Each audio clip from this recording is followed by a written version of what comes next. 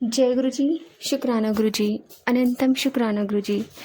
संगत जी, आज मैंने एक अंकल का सत्संग सुना और उन्होंने बताया कि आप जब किसी से जुड़ते हो ना, तो सिर्फ एक से जुड़ो, ना इधर मांगो ना उधर मांगो।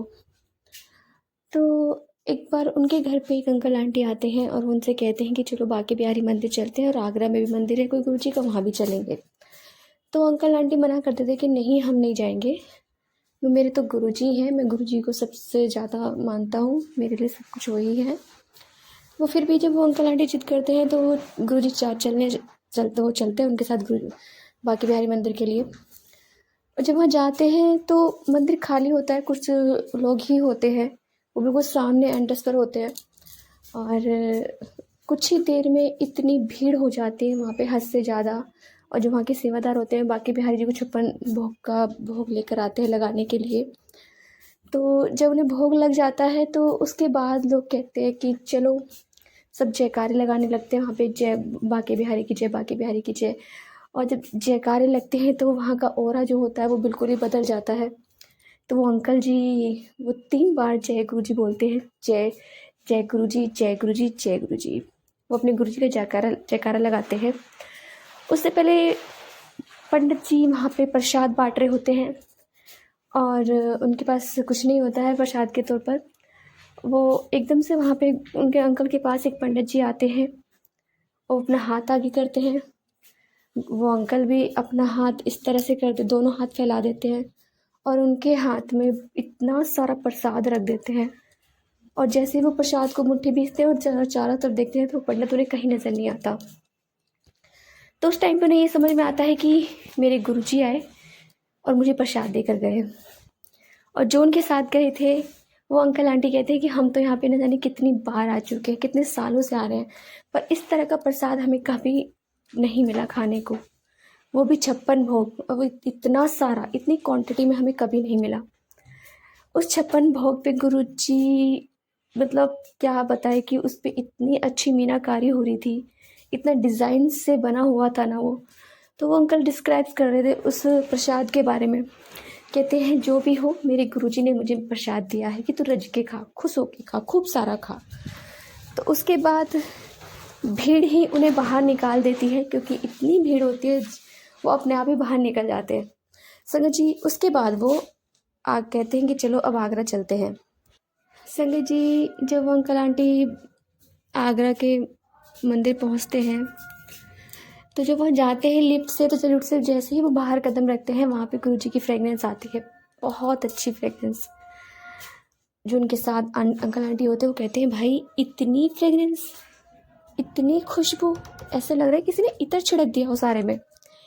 तो वो अंकल कहते हैं इत्र नहीं छिड़का है, यहाँ हमारे गुरुजी खड़े हैं, ये हमारे गुरुजी हैं जो हमारे साथ खड़े हैं। कहते हैं अच्छा।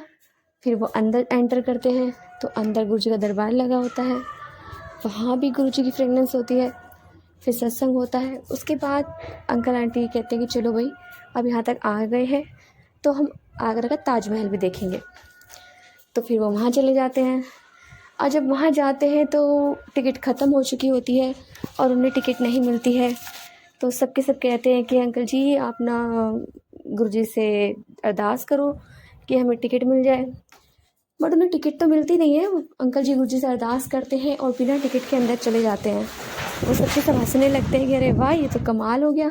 तो अंकल कहते हैं देखते जाओ, गुरुजी तो बहुत कमाल करते हैं।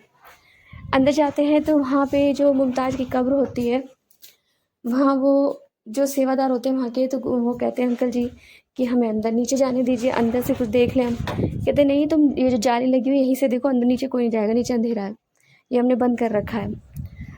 तो वो अंकल जी जाली पे देखते हैं मुंह लगा के और 3 बार गुरुजी का जयकारा लगाते हैं, जय गुरुजी की, जय गुरुजी की, जय गुरुजी की। अब वो सारे सेवादार भाई घूर घूर के देखे उन्हें कि ये क्या बोल गया। तो वो अंकल कहते सबके सब कि अब क्या होगा, आपने तो जयकारा लगा दिया गुरुजी का। तो कहते हैं जो होगा अब देखो, गुरुजी करेंगे जो भी करना है, मैं तो कुछ कर नहीं सकता, जो होना तो हो गया, तो मैंने बोलना तो बोल दिया, अब तो गुरुजी संभालेंगे। तो उसके बाद एकदम से आवाज़ आने लगती है चलो चलो सब बाहर चलिए, बाहर चलिए, बाहर चलिए। वो सारे बाहर आ जाते हैं और उसके बाद वो जब पीछे मुड़ के देखते हैं तो वो जो सेवादार वहाँ पे खड़े होते हैं वो अंकल को बहुत बुरी तरह से घूर के देख रहे होते हैं। उसके बाद वो जमुना है वहाँ पे बाकी बैठ जाते हैं। तो उनमें से एक बोलते हैं कि यहाँ पे जिसकी पीठ में दर्द होता है ना वो लेट जाए तो उसकी पीठ का दर्द ख़त्म हो जाता है। तो अंकल कहते हैं ठीक है सारे लेट जाओ, जिनको हो रहा है सर। तो सब हंसने लगते हैं। फिर उनमें से एक कहता है कि भाई ऐसा है कहीं कोई आ ना जाए, कुछ हो ना जाए, आपने गुरुजी का जयकारा लगाया है। तो कहते कुछ नहीं होगा, हमारे गुरुजी हैं, सब अपने आप संभाल लेंगे।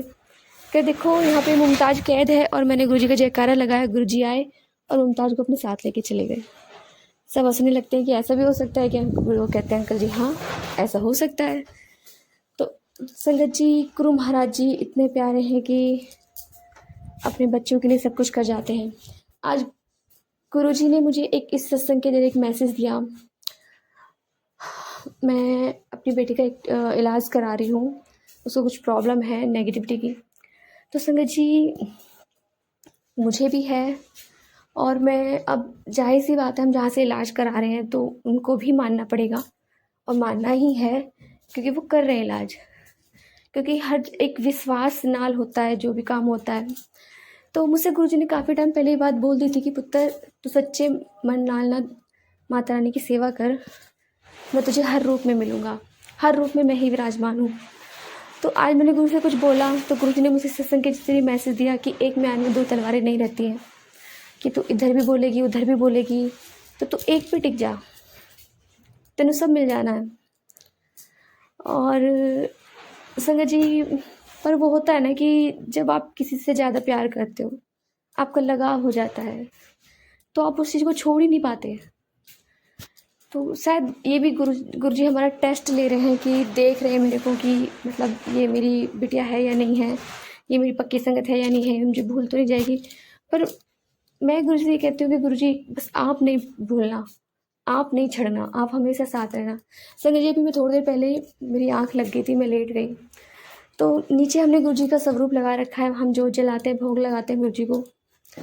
तो मुझे वहाँ पे इधर सो रही थी तो मुझे वहाँ पे गुरुजी का स्वरूप नहीं दिखाई दिया। और जैसे मैं रो रही हूँ कि गुरुजी कहाँ हो, सबको दर्शन दे दो, मैनू भी दर्शन दे दो।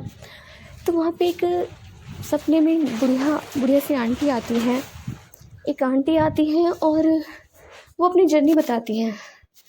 कहते हैं कि मेरी बेटी को भी ऐसी प्रॉब्लम हुई थी और कुछ प्रॉब्लम हो गई थी तो वो गुरुजी की वजह से ठीक हो गई।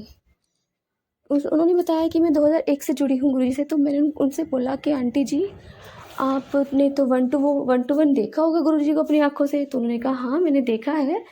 और उनके हाथ में 50 का नोट था और मैं उनके हाथों को टच करके कहती हूँ जय गुरुजी, बस इतना कहती हूँ और मेरी आँखें खुल जाती हैं। गुरुजी पता नहीं क्या संकेत दे रहे हैं, समझ में नहीं आ रहा।